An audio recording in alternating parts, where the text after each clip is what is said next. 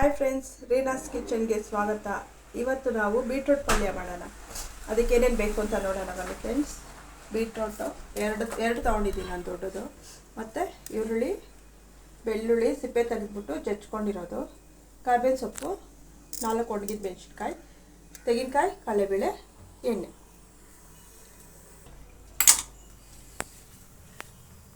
Friends, ಈಗ oil ಇಟ್ಕೊಳ್ಳೋಣ. Friends, ಈಗ ನಾವು ಸಾಸಿವೆ ಹಾಕೊಳ್ಳೋಣ. ಫ್ರೆಂಡ್ಸ್, ಈಗ ಜೀರಿಗೆ ಹಾಕ್ತಾಯಿದ್ದೀನಿ. ಕಡಲೆಬೇಳೆ ಹಾಕ್ಕೊಳ್ಳೋಣ. ಸ್ವಲ್ಪ ಫ್ರೈ ಮಾಡಿಕೊಂಡು ಬೆಳ್ಳುಳ್ಳಿ ಹಾಕ್ಕೊಳ್ಳೋಣ. ಈಗ ಫ್ರೆಂಡ್ಸ್, ಬೆಳ್ಳುಳ್ಳಿ ಹಾಕಿದ್ದೀವಿ, ಗಮ್ ಅಂತ ಸ್ಮೆಲ್ ಬರುತ್ತೆ. ಆವಾಗ ನಾವು ಈ ಮೂರನ್ನು ಹಾಕ್ಕೊಳ್ಳೋಣ. ಹಾಕಿಟ್ಟು ಸ್ವಲ್ಪ ಅರ್ಧ ಭಾಗದಷ್ಟು ಫ್ರೈ ಮಾಡ್ಕೊಳ್ಳೋಣ. ಫ್ರೆಂಡ್ಸ್, ನೋಡಿ, ಈಗ ಅರ್ಧ ಫ್ರೈ ಆಗಿದೆ. ಈ ಟೈಮಲ್ಲಿ ನಾವು ಬೀಟ್ರೂಟ್ ಎಲ್ಲ ಹಾಕ್ಕೊಂಬಿಡೋಣ.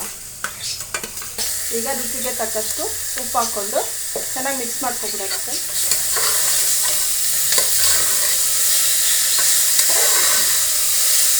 ಫ್ರೆಂಡ್ಸ್, ಒಂದು 2 ನಿಮಿಷ ಅಷ್ಟೇ ಆ ಥರ ಫ್ರೈ ಮಾಡಿಕೊಂಡು ಇದಕ್ಕೊಂದು ಸ್ವಲ್ಪ ನೀರು ಹಾಕ್ಕೊಳ್ಳೋಣ. ಬೀಟ್ರೂಟಲ್ಲಿ ನೀರು ಬಿಡುತ್ತೆ, ಅದರಿಂದ ಸ್ವಲ್ಪ ಹಾಕ್ಕೊಂಡು ಈ ಕುಕ್ಕರ್ ಮುಚ್ಚಿಡೋಣ. ಫ್ರೆಂಡ್ಸ್, 2 ವಿಜಿಲ್ ಆಗಿದ ತಕ್ಷಣ ನಾವು ಓಪನ್ ಮಾಡೋಣ.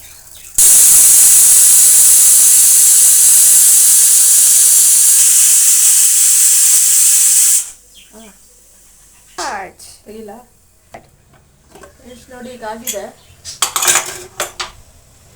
ಈಗ ಚೂರು ನೀರಿದೆ, ಅದಕ್ಕೆ ನಾನು ಒಂದು ಸ್ವಲ್ಪ ಫ್ರೈ ಮಾಡಿಕೊಡ್ತೀನಿ.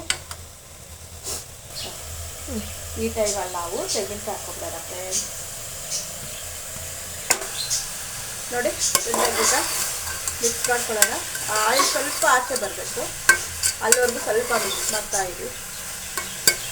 ಬೇಗ ಆಗುತ್ತೆ ಕುಕ್ಕರಲ್ಲಿ ಮಾಡಿದ್ರೆ.